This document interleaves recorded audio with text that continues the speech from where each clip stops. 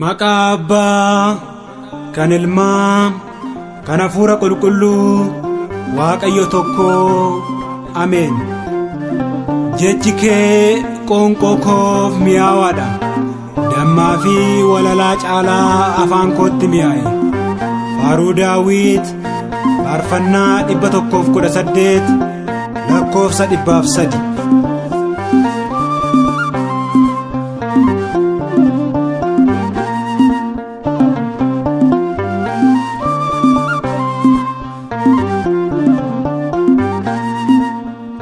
Galani kee arraba koo mi'aawaa ta'e. Galani kee arraba koo mi'aawaa ta'e. Yaa Waaqa koo jaalalli kee na booji'ee. Galani kee arraba koo mi'aawaa ta'e. Galani kee arraba koo yaa Waaqa koo jaalalli kee na booji'ee.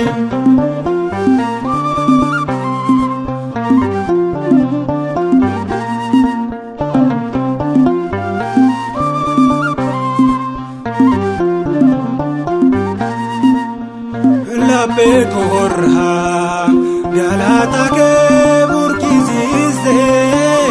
Galata kee tajaajila kee na taasistee. Jechaan qabu oolmaa kee mudaafaanii bara kondaa siin galateeffadhamaanii. Galanni kee arraba koo mi'aawaa ta'e. Galanni kee arraba koo mi'aawaa ta'e. Yaa Waaqa koo jaalalli kee na booji'ee.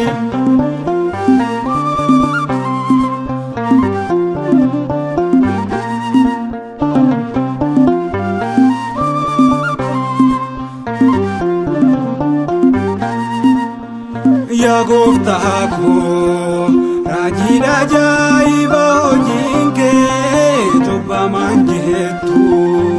Hundaaf gitaa jaalalli kee gaddeebi'aa jettee nama hin tuffattu. Arjummaa kee galataaf kan nama waamtu. Galanni kee arraba koo mi'aawaa ta'e. Galanni kee arraba koo mi'aawaa ta'e.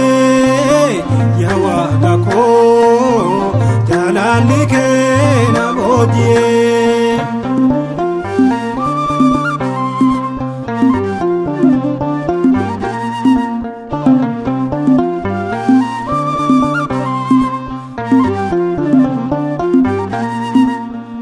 Eessa jira yaa Waaqa abbaan akka keetii. Ifama kee nu waamtetta mana keetiin. Tajaajilaaf mootummaa kee nu filaattee. Maaliin himnaa wanta maatii nuuf raawwattee. Galanni kee arraba koo mi'aawaa ta'e. Galanni kee arraba koo mi'aawaa ta'e. Yaa Waaqa koo jaalalli kee na booji'ee.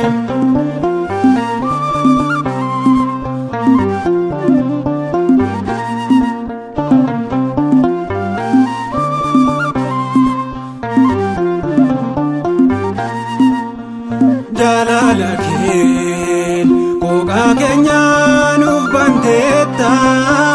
Galata kee gooftaa maatii nu dhaabdeetta. Yeedaloon kee nu booji'ee miira keenya si faarfannaa. Nu hundinuu bara keenya. Galanni kee arraba koo mi'aawaa ta'e.